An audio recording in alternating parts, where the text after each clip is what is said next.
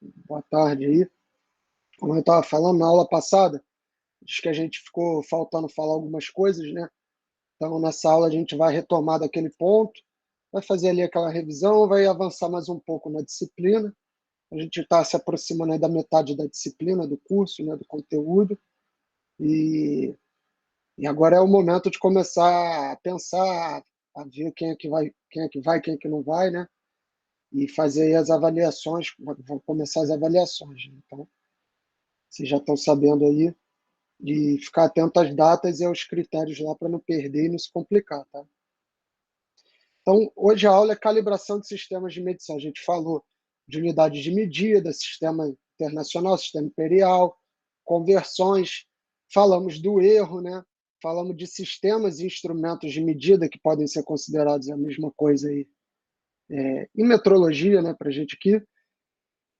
E hoje a gente vai falar dessa calibração, então, do que é esse procedimento, do que muita gente fala, do que é o correto, do que está errado, qual que vai ser a diferença aí, né? E para que isso serve, como é que faz então.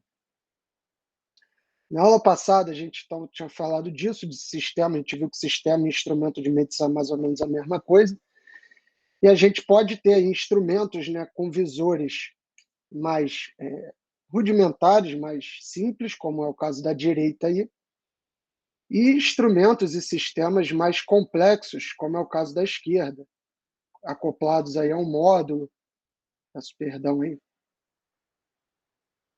acoplado aí a um módulo, né, ligado a um computador, então você consegue ter muito mais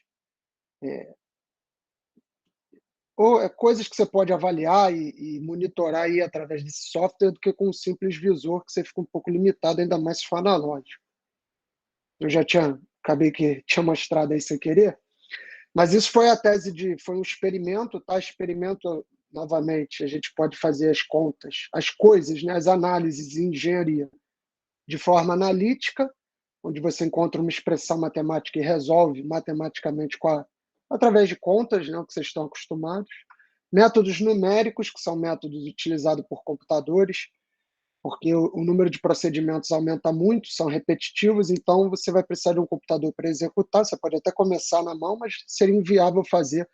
Mesmo que eu colocasse você para somar ou subtrair números com dois algarismos ali, mas 1 milhão de vezes, alguma hora você ia errar, né? Isso o computador tem uma vantagem. Então, isso daqui que está sendo mostrado aí é a parte experimental, é a parte que você realmente vai lá e coloca a mão na massa e vai medir as grandezas físicas. Então, a estação de, de estudo está aí mostrada, né? Eu acho que o objetivo aí era estudar a vibração dessa viga. Vocês estão vendo que tem uma viga aí no meio, né? Esse daqui é um equipamento, está mostrado aqui, né? É um equipamento de excitação, né? Então você dá uma excitação mecânica, eletromecânica nele, ele converte isso para vibração mecânica, e essa superfície aqui fica vibrando, e aí você tem uma deformação e uma vibração aí da viga, né? E aqui você tem um material que converte essa energia de vibração em energia elétrica, perdão. Então, energia mecânica e energia elétrica, chama material piezoelétrico, muito comum em ultrassom, sensores de aceleração, né, acelerômetro. E aqui você tem uma mola de um material também específico, chamado liga de memória de forma, que através da temperatura você consegue mudar aí as propriedades mecânicas, como a forma, a rigidez, a capacidade de dissipar. E repara que, para você fazer um experimento, isso tudo tem que estar monitorado, né? Você tem que ir monitorando. Então, você tem que monitorar aqui quanto de energia que está sendo convertida através desse material. Repara que aqui tem um sensor, ó, aqui embaixo, tem um sensor de deslocamento para medir o deslocamento desse ponto aqui, né? Isso é um sensor de deslocamento sem contato, tá? Aqui um sensor de temperatura e aqui uma célula de carga aqui em cima. Então, essa célula de carga que mede a força tá atuando na mola, e esse sensor de temperatura aqui mede a temperatura da mola. E essa temperatura ela varia de acordo com a corrente elétrica aqui, ó, que você pode aplicar na mola, né, que tem uma estação, tem uma fonte de corrente, de tensão, e através do efeito Joule varia essas propriedades. Vocês podem ver que a amplitude aqui aumenta, né, bastante, sem aumentar, no caso, essa amplitude aqui. Sem mexer nessa amplitude aqui da base, você consegue aumentar essa vibração ou diminuir de acordo com o controle da temperatura da mola. Isso brevemente falando. E através de um software de computador, o LabVIEW no caso, você consegue aquisitar, né, medir em tempo real e ir vendo, plotando, né? Então mediu aí a temperatura, eu falei para vocês que é olhar a temperatura da mola, a frequência de excitação ali da base, o deslocamento, né, medindo através do sensor que não tem contato, um sensor a laser, a força da mola aqui, né, representada no diagrama de força, deslocamento, e aqui a tensão e o deslocamento, né, tensão aqui da voltagem, né, da tensão elétrica e o deslocamento aqui da ponta da viga lá. Isso tudo aquisitado, né, mostrando para vocês como é que funciona um sistema com vários sensores para aquisitar e para fazer pesquisa, né? Então você está querendo estudar materiais que não são comuns, e o comportamento deles dinamicamente, precisa estar com isso tudo alinhado e calibrado. E aí quando a temperatura aumenta, agora você tem a temperatura maior, marcada aí pelo sensor, o deslocamento aumenta e a tensão também convertida aumenta, tá? E na aula passada, então, a gente falou, né, de métodos básicos de medição, agora que a gente contextualizou aí, deu um exemplo. Métodos básicos de medição, a gente viu que tem o método da comparação, que é através de uma grandeza materializada, ou seja, você tem um padrão ali físico, né, você consegue palpar esse padrão, é o exemplo aí de massa padrão, de bloco padrão, né, de coisas do metro padrão, coisas que você tem como materializar. E aí, e o método da indicação, no caso, seria uma indicação, ou seja, quando você promove um efeito e através desse efeito você estima aí o, o valor. Então seria você colocar aqui uma carga aqui de massa tal que você não conhece, mas você conhece a gravidade, então sabendo aqui o quanto que isso aqui vai se deslocar, você consegue, e sabendo também a constante elástica da mola, você consegue estimar qual é o peso ou a massa, né, desse corpo que você colocou aqui, ou o termômetro que você vai colocar debaixo do braço ou no ambiente, através de uma indicação aí. Você repara que é uma altura que ele está variando aí, mas essa indicação vai te indicar, vai te dizer qual que é a medida que você está querendo ter. E o método diferencial vai combinar um pouco dos dois. Então você tem, numa primeira ocasião, um relógio comparador, né, que vai medir o comprimento, a altura aí desse bloco padrão, num zero, e você coloca aí o bloco padrão e realiza a zeragem, né? Então agora você tem um novo zero aqui, ao invés de aqui, né, como estava inicialmente. E através da diferença, por isso chama diferencial, da diferença do comprimento, da altura desse bloco padrão aqui para o outro, você consegue ter noção da altura desse aqui, enfim, que você quer medir, né? Então agora com esse deslocamento aqui. E a gente viu como é que pode avaliar cada um desses métodos e comparar, né? A gente falou então disso, né? O mensurando, no caso, seria daquele primeiro exemplo, seria a viga, a mola, o elemento peso elétrico, né? As coisas que você quer medir. Os transdutores seriam os sensores, a gente viu que são sinônimos em metrologia. Unidade de tratamento de sinal seria o computador, ou a CPU ali dizendo, né? Os módulos, a base com os módulos junto do software. E o dispositivo mostrador seria, de fato, aí a tela do computador, onde você vê o que está acontecendo. E a gente começou a falar também das características da medição. Isso tudo na aula passada ainda, né? Então, falamos da faixa de indicação, a faixa de medição e a faixa nominal, né? Basicamente, a diferença é que a faixa de indicação é aquele exemplo do Uno, do Celtinha. Ele está lá com o velocímetro mostrando até 200, né, até 200 quilômetros por hora, mas você jamais vai encontrar o Celtinha aí chegando nem em queda livre. Se você soltar ele do alto do penhasco, ele não chega a 200 quilômetros por hora. Então, a faixa de medição desse velocímetro, no caso aí, é a faixa de velocidade que o carro mesmo foi projetado para andar. No caso aí, acho que uns 80 quilômetros por hora, 90 no máximo, né? Embora ele tenha aí. E a faixa nominal, muito comum nesses equipamentos tipo multímetro, onde você vai tendo aí várias faixas que você pode variar aí essa faixa de indicação, ó, né? E encontrar o, o valor através de uma escala diferente. Então, na presença de várias faixas de indicação, você tem uma faixa nominal. Tá? Foi dito aí, né? Valor de divisão e resolução, ou seja, né, quanto que você tem de divisão da escala. Então, no analógico, você consegue ver bem isso, no relógio, acho que é 5 minutos, no caso, e de repente no termômetro vai ser meio grau, 1 grau. E isso daí é a diferença que você consegue, o fundo de escala, né, o valor de divisão de escala. Tá?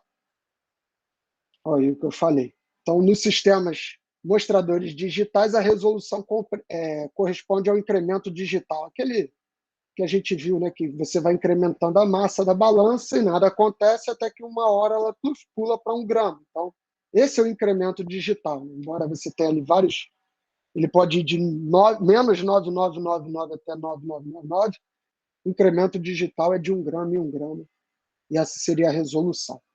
Curva característica, né? A gente viu que tem a curva característica linear ou a linearização, porque quando a gente pega, a maioria dos sensores vai ser não linear.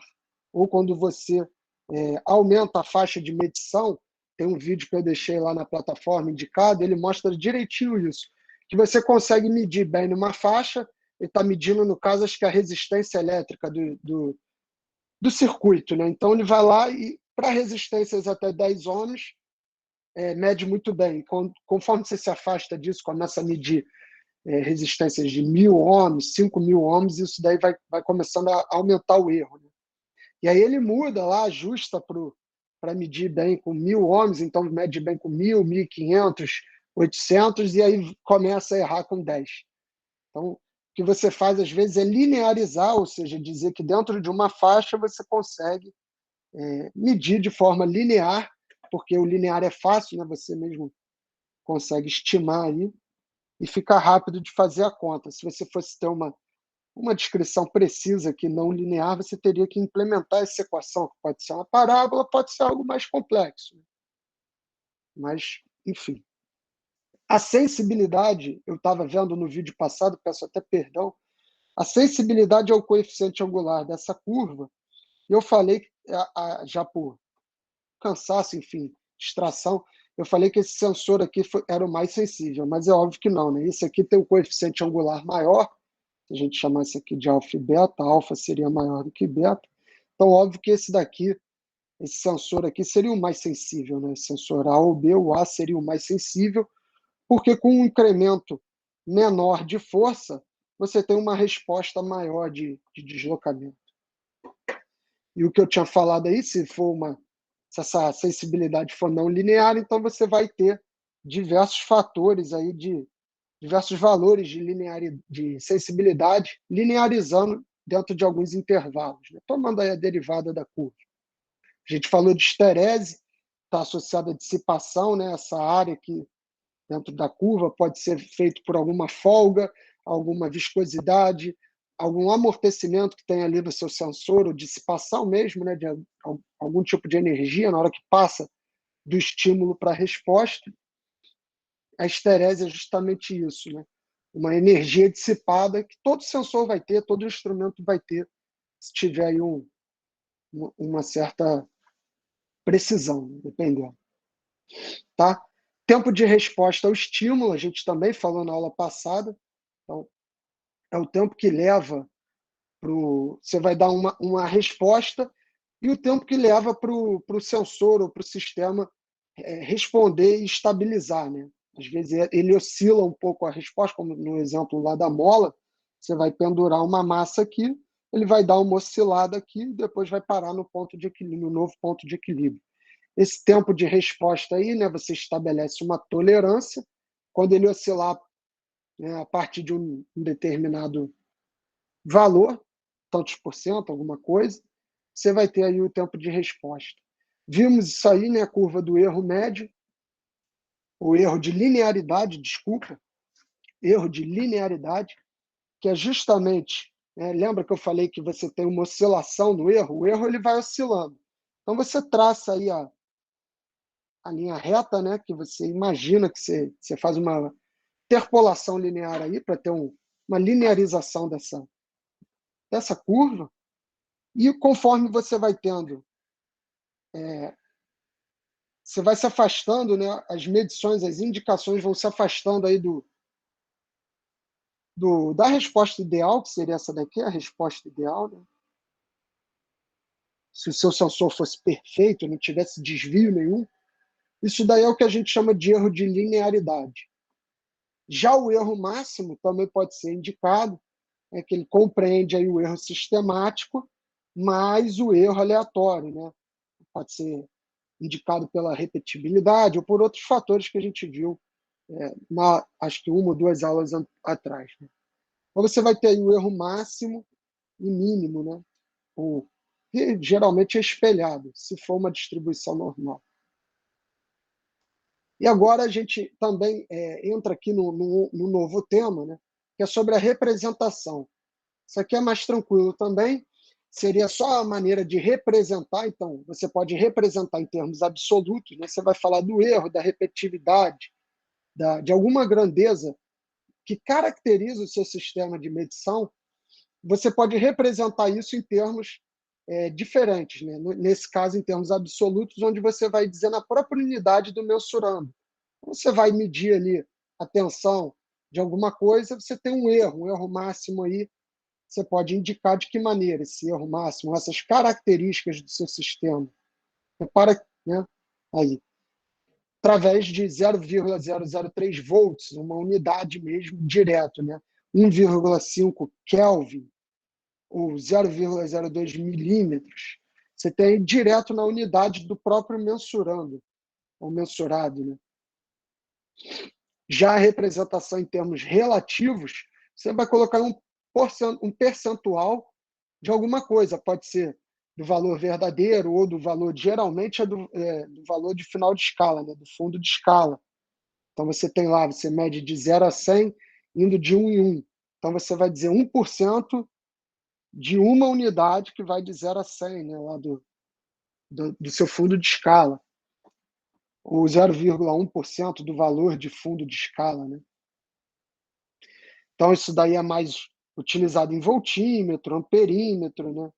Medidores de carga, isso daqui nada mais é do que célula de carga, utilizado aí para medir força, né? Mostrei para vocês lá no início da aula aquele equipamento que está preso lá em cima, que segura a mola. Esse equipamento é uma célula de carga. Vai medir ali através da deformação. Na verdade, ele mede a variação de resistência ali de um strain gauge, nada mais é do que uma ponte de Winston ali colocada. Então, conforme muda a resistência elétrica devido à deformação, ele mede isso e converte para força. Deslocamento também, né? No caso aí, ó, deslocamento, lembra lá do sensor a laser que estava aqui embaixo? Ó? Tinha que medir aqui o deslocamento da viga. Então ele vai medir esse deslocamento através de um pulso, né? Esse pulso, a laser vai, volta, tem um tempo para isso acontecer e ele converte isso num sinal elétrico, lá em tantos volts ou milivolts, dependendo do sensor que você está trabalhando. Representação em termos relativos, né? Ou seja, em termos da faixa de indicação, ao invés agora do fundo de escala, você vai representar em termos da faixa de indicação. Então, 0,2% da faixa de indicação, alguma coisa assim, né? 0,5% da pressão de operação, por aí vai. E agora a gente entra, de fato, no método de calibração, que era o que a gente deveria estar começando hoje, né? Vamos tentar ver isso aí de uma maneira mais branda para alinhar aí com tudo. Então, calibração, né? A gente precisa aqui ter em mente, muitas vezes a gente vai escutar um companheiro de trabalho, alguém falando que calibração é o ajuste. A gente vai ver qual que é a diferença de calibração para ajuste. Tá? Então, calibração ela é o conjunto de operações que estabelece, sob condições específicas, relações entre os valores indicados e os valores correspondentes de grandezas estabelecidas por padrões. O que isso quer dizer? A calibração nada mais é do que a caracterização do seu sistema de medição. Então, você vai dizer, comparando, né, comparativamente com outros sistemas de medição ou com outros padrões materializados que você tenha, qual é o tipo de erro associado àquela medida, naquela faixa, qual é o tipo de desvio padrão, qual é a média. Então, isso tudo aí que você vai associando aí ao seu sistema, ao seu instrumento, você vai tendo aí, fazendo parte do seu processo de calibração.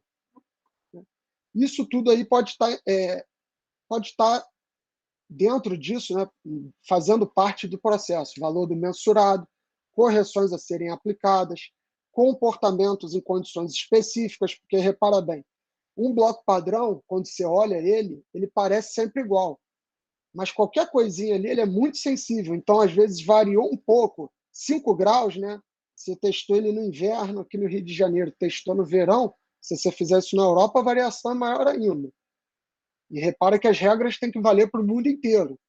Então, não dá para o cara pegar um bloco padrão que no inverno ele está medindo 10 milímetros e no verão ele está medindo 10,02 milímetros. Já é muita coisa para um bloco padrão, que é um instrumento de referência. Então, isso tudo tem que estar caracterizado ali, né? Você tem que dizer quais são as condições que você utilizou para fazer aquela caracterização ou aquela calibração para responder exatamente o que está no documento, né? Que é o objetivo final da calibração, é você gerar um relatório de calibração. Esse relatório vai conter todas essas informações e o esperado, o ideal é que o seu aparelho, depois que vá para execução, para operação, se comporte daquela maneira, se foi bem feito e se as regras foram seguidas, ele se comporte daquela maneira. Tá? Alguns métodos de calibração aí, então a gente pode ver a calibração direta, seria isso. Você tem um padrão aí vai te dar o valor verdadeiro, né? Valor verdadeiro convencional. Você tem aquele padrão e você assume que aquilo ali é um valor verdadeiro convencional, ou seja, 50 gramas, se for uma massa padrão. Você assume que aquilo ali está certo, apesar de que a gente sabe que não tem exatamente nada, tem exatamente 50 gramas, só o padrão mesmo, né? E a gente viu como é que isso é determinado, mas a gente assume que aquele bloco padrão ali vai ter 50 gramas. E você começa a pegar o seu sistema de medição, a calibrar e começa a fazer indicações. Vai medindo e vai vendo essas indicações. Com isso, você pega a indicação média e compara, né, aí a comparação com o valor verdadeiro, e você começa a tirar conclusões sobre o tipo de erro, quanto de erro, né, incertezas, desvios, médias e tudo mais. Então, por exemplo, quando você pega aí uma massa padrão, você tem uma massa padrão de 100 gramas, mais ou menos 0,002 gramas. Você vai lá e pesa. No que você pesou, você encontrou uma medida diferente do que você esperava. Isso daí está associado ao seu sistema, ao seu instrumento de medição. Quando você vai ver, você compara os 100 gramas com o que você encontrou. E através de sucessivas indicações ou medições, você vai conseguir chegar a esses valores, né, que a gente vem discutindo. Tem a calibração indireta, ou direta ainda, desculpa, mas um outro método agora para você calibrar, ao invés de massa, calibrar aí o bloco padrão, né? Então você vai ter uma calibração aí de comprimento. Então, quer dizer, desculpa, calibrar o seu sistema de medir bloco padrão, então você vai calibrar um instrumento de medir comprimento, que você tem um bloco padrão referência, que você assume que é o valor verdadeiro convencional, está aí mostrado, e você vai lá e mede. Mediu, você assume isso daqui agora como zero, vai fazer aí a zeragem. Feita a zeragem, você tem um novo zero, olha aí o método diferencial. E vai comparar agora com o bloco padrão a calibrar. Quando você vai lá e mede, você tem agora uma nova medida, reparei essa nova medida, em torno dessa primeira medida aqui que você fez, né? Então, ela é menos 0,018 em comparação com esta primeira medida aqui, certo?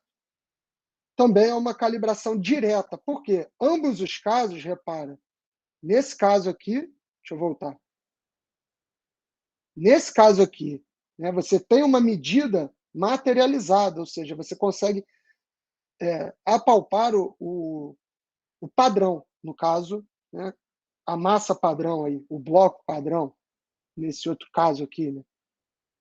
Você tem aí uma medida materializada. Já a calibração indireta, você não tem essa medida materializada, né? Você não consegue, por exemplo, se você quiser medir tensão elétrica, você não tem, tá aqui, ó, isso daqui é 20 volts, e agora múltiplos disso, ou submúltiplos, são variações disso. Não dá, não existe. Então, você tem que gerar uma grandeza, você tem que ter um gerador de grandeza, né? Um provedor, vamos dizer assim, que vai fazer aquele efeito, que vai fazer aquela coisa se comportar daquela maneira, ou que vai gerar ali uma diferença de potencial de 20 volts. E você vai lá com o seu sistema de medição padrão, que você assume que é o correto, que é o padrão, que é o que está certinho, e vai com o seu sistema de medição a calibrar. E faz a mesma medida, né, sobre a mesma condição. E aí você vai ter uma indicação do sistema de medição a calibrar e uma indicação do sistema de medição padrão. E aí sim você consegue comparar, né, uma coisa com a outra e chegar a conclusões sobre esse sistema aqui primeiro em relação ao outro que você tinha, né? É o caso, por exemplo, de velocidade. Repara que você não tem uma grandeza, uma medida materializada de velocidade. Ninguém consegue botar 10 quilômetros por hora na bolsa e levar daqui para lá e mostrar, olha, aqui isso aqui é 10 quilômetros. Vamos comparar aqui o quanto que o cara com o que eu tenho aqui na bolsa. Não dá, né? É uma medida que não existe. Então, você quer dizer, ela existe, mas não existe de forma material.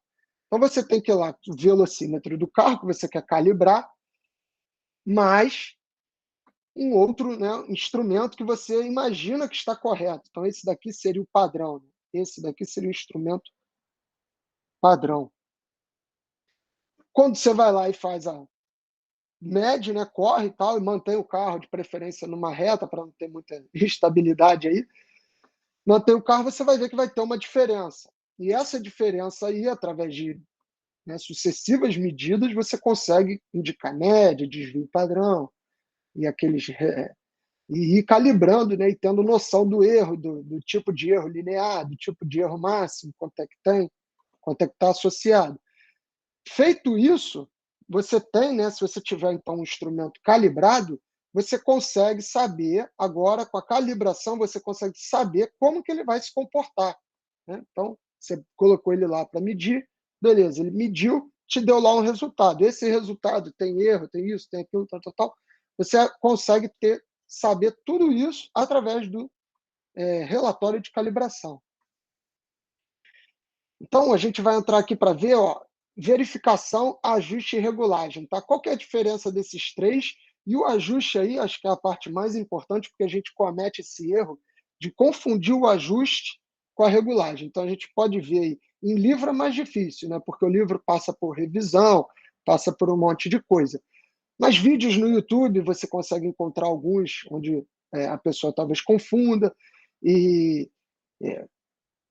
troca de ideia, né, entre amigos, colegas de trabalho, às vezes no teu ambiente mesmo, no setor ali, você vai ver, mas não que você vá ser mal educado e corrigir a pessoa, mas você guarda para você e entende que, né, você vai saber se você souber e assimila para você, você entendeu o que ele estava querendo dizer ajuste, mas acabou falando calibração. Dificilmente ele chama o ajuste a calibração de ajuste, mas muito comumente você vai encontrar a gente chamando ajuste de calibração. Tá? Beleza. Verificação. Então, o que é a verificação? É uma calibração simplificada, utilizada para testar se um sistema de medição ou medida materializada está em conformidade com uma especificação técnica. Geralmente, isso daí é efetuado por um profissional responsável. A gente falou, acho que alguém aí levantou esse ponto na aula passada, isso daí existe, né? Da pessoa ir lá e alterar o padrão, alterar o sensor, alterar por má fé alguma coisa. Isso pode acontecer em bomba de gasolina, taxímetro, balança de supermercado, veja bem. Se o cara vai lá e coloca, dá uma mudada, né? O cara vai lá e faz um ajustezinho, né, para a balança do mercado pesar ali sempre 10 gramas a mais. E aí vai perceber, né? Você chegou lá com meio quilo de maçã, botou na balança, deu meio quilo e 10. Você não vai reclamar. Você talvez nem saiba que ali tem meio quilo e 10. E você vai pagar. Mas não vai fazer diferença mesmo para você, porque às vezes você perdeu ali 5 centavos, 10 centavos. Mas imagina isso para um supermercado imenso, que atende muitas pessoas durante 24 horas, o mês inteiro. Quanto que o cara não consegue subtrair do seu bolso e passar para o dele, né? Quanto que ele não consegue fazer de receita cada mês, cada ano, assim, em escala menor o taxista, se ele alterar ali o taxímetro, né? Ou o cara do posto de gasolina, se ele alterar a bomba. Então, isso tudo aí vai precisar passar de tempos em tempos pela verificação, tá? E a verificação é isso aí. O cara vai lá, o profissional adequado, habilitado para isso, e confere. Se tiver tudo ok, ele coloca o selo de verificação, verificado, repara que é quase que sim ou não, né? Tá bom ou não tá? Tá alterado ou não tá? E de preferência ele coloca o selo num lugar onde, para se o cara precisar alterar, ele tenha que rasgar, adulterar o selo também, né? Isso é muito comum em selo de garantia, de eletrônico, eletrodoméstico que você compra. O cara coloca ali, e se você abrir aquela tampa, você rasga o selo ou tira o selo, e ele perde a cola, não consegue mais colar. No tempo seguinte, o fiscal volta lá e detecta a violação, né? Se o fiscal também não tiver fechado com a pessoa que está de má fé, então ele vai lá, finge que não viu e tal, dá outro selo, anota que está tudo certo e por aí vai. Está ganhando por fora também, isso rola, tá? Mas então a gente vai, aqui no curso, a gente vai considerar pessoas de boa fé cooperando, né, para um bem comum, que é o objetivo de atingir padrões de excelência, medidas corretas, verdade e ética na hora de dizer o erro de um sistema, de um equipamento, por aí vai. Então, repara que agora o ajuste, enfim, a gente vai falar. O que é o ajuste? O ajuste é uma operação corretiva, tá? E muita gente vai chamar isso de calibração. Mas a calibração ela é o processo por completo, né? Você vai pegar, vai realizar todos esses procedimentos e chegar no final, que é o relatório de calibração. O ajuste é só uma parte desse processo. Se você reparar esse paquímetro, ele está desregulado, ele não está descalibrado, ele está desregulado, né? Ou melhor, ele está desajustado, porque regulagem também é um procedimento que a gente vai ver. Então, ele está desajustado.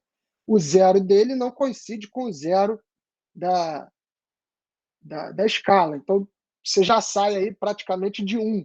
Qualquer medida que você fizer, você vai lá medir alguma coisa, tem 2, de 3, porque já tinha 1, né? Então, o profissional responsável e técnico habilitado para isso, vai lá e faz, desmonta, né, no caso do paquímetro, desmonta ali e tal, ajusta, para trazer esse zero de volta para o lugar. Muitas vezes você pega, com o uso, percebe que está desajustado e manda para a calibração. Quando volta da calibração, ele volta do mesmo jeito que foi, com o relatório, e você fica, aí no caso, descontente, infeliz com o resultado, achando que ia receber uma coisa e recebeu outra. Então, o ajuste ele pode ser o ajuste do zero de um sensor e ajuste da sensibilidade. O que é o zero e a sensibilidade? Voltando lá, né? Lembra que a gente viu um gráfico desse daqui, que tinha o deslocamento da mola de acordo com a força que você aplica, né? Tem lá, aí você vai colocar um bloco de massa N, tem um peso aqui, então, de acordo com essa força, você tem um deslocamento. E esse sensor ele responde de uma maneira, né? A gente viu, estranha, mas que a gente vai poder linearizar isso, ou seja, assumir, né, através de uma interpolação linear, que é uma reta, beleza? Só que às vezes essa reta está aqui, às vezes essa reta está por aqui, às vezes essa reta está aqui embaixo, às vezes essa reta está com um coeficiente angular ou uma sensibilidade diferente. Então, o ajuste vai mexer nisso, no coeficiente angular e no coeficiente linear dessa reta. A gente sabe que uma reta y é igual a ax mais b, onde a é o coeficiente angular, seria isso daqui, e b é justamente onde ela cruza o eixo y, nesse caso o eixo do deslocamento, coeficiente linear. Então o ajuste vai poder mexer nisso, né? No quanto que você está mexendo na sensibilidade ou no zero do sensor, feito aí pelo responsável. Já a regulagem é um procedimento um pouco parecido, pode ser um tipo de ajuste também, né? Mas ele é realizado pelo usuário. No caso, então, quando você vai colocar aí a tara de uma balança, você tem ali o botão da tara, ou o amplificador da guitarra, né, do som que você tem, você consegue mexer ali no ganho e ajustar ali de acordo com a própria, sem muita noção e sem muito procedimento, está ali pronto para você fazer, você vai lá e faz. É um procedimento realizado pelo usuário, enquanto que o ajuste já é um procedimento mais técnico e corretivo, você precisa de alguém mais especializado para ir lá e fazer esse ajuste. Não pode ser alguém que simplesmente só está usando ali. E a rastreabilidade mais um termo aí, é a propriedade do resultado de uma medição ou valor de um padrão está relacionado a referências estabelecidas, né? Uma hierarquia para você conseguir rastrear e ter noção daquilo ali. Então, será que isso daqui está de acordo com qual padrão? Essa calibração aqui que eu fiz foi feita onde? Calibrado por quem? Né?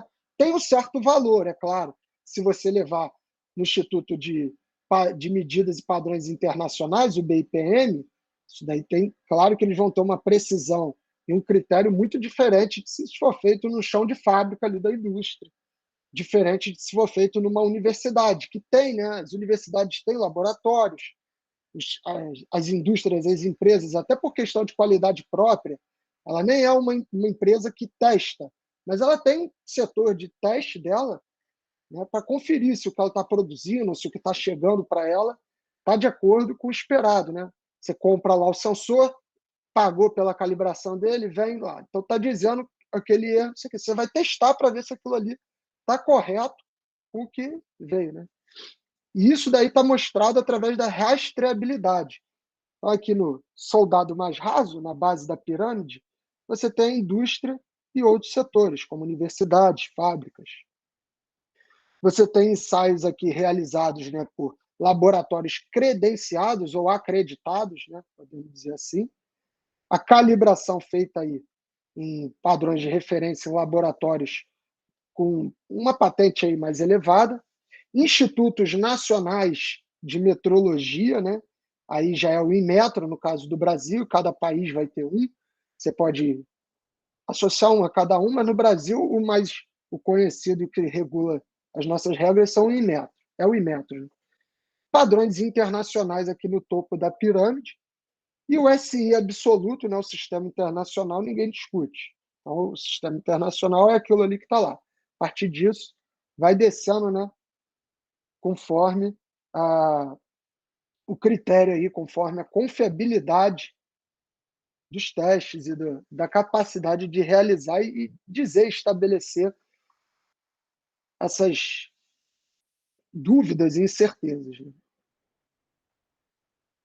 Então, é necessário que o nível de incerteza do padrão seja menor que o nível de incerteza do instrumento de medição.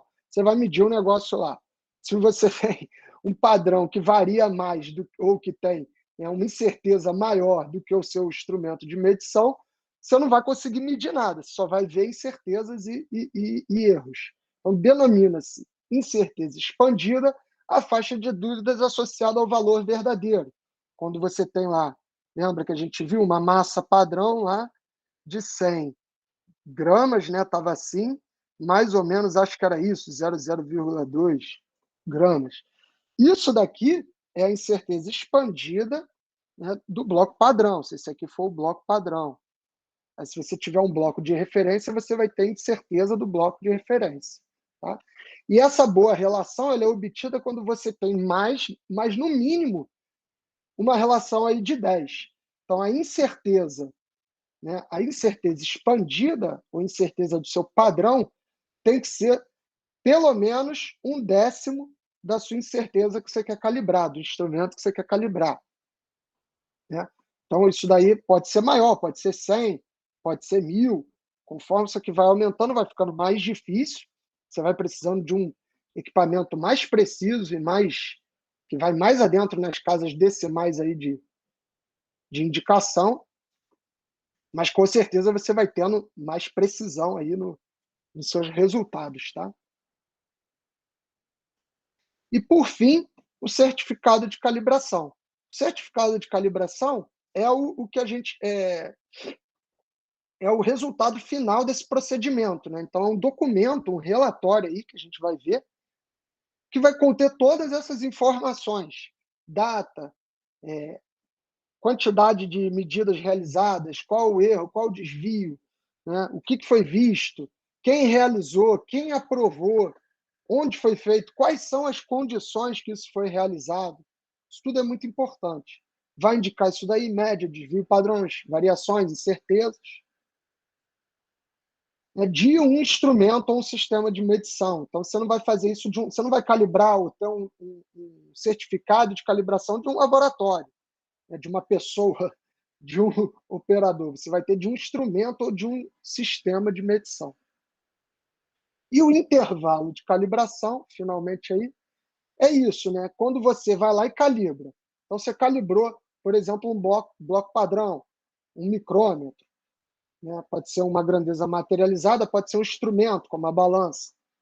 Tem um intervalo, um tempo, né, que isso precisa ser respeitado até que você vá lá e calibre novamente, dependendo do uso, às vezes dependendo do tipo de objeto. Se for um bloco padrão, ali depois de tanto tempo, você tem que calibrar novamente, verificar se houve alguma variação no comprimento dele. Se for uma balança, você vai lá e vê se está medindo o mesmo erro, se está dando a mesma média, se está dando alguma coisa. Cada equipamento, cada sensor, né, cada instrumento desse aí, vai ter o seu tempo aí associado. Então, você vai lá e isso deve estar, de preferência, no selo de verificação ou no certificado, de preferência nos dois, né? Para você comparar e estar ali tudo alinhado. Beleza, galera? Era isso que eu tinha para falar para vocês hoje e a gente fica por aqui.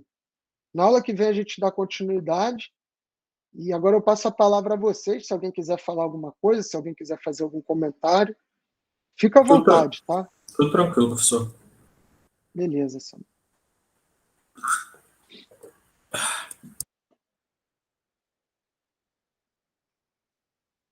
Show.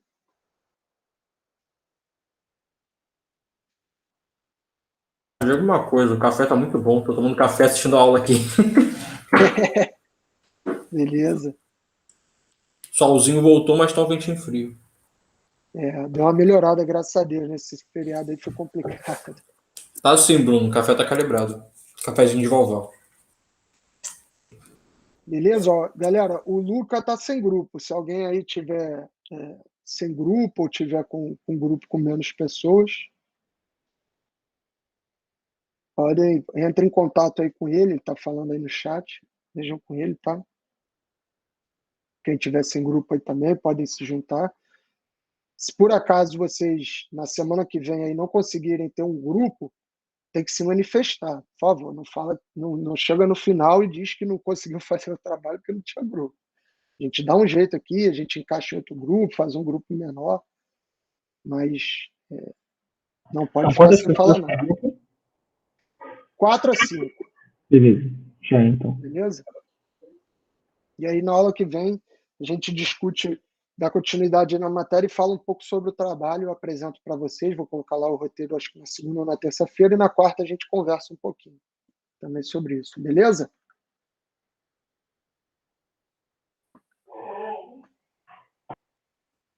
Então, show, galera. Um abraço, fiquem com Deus e até semana que vem.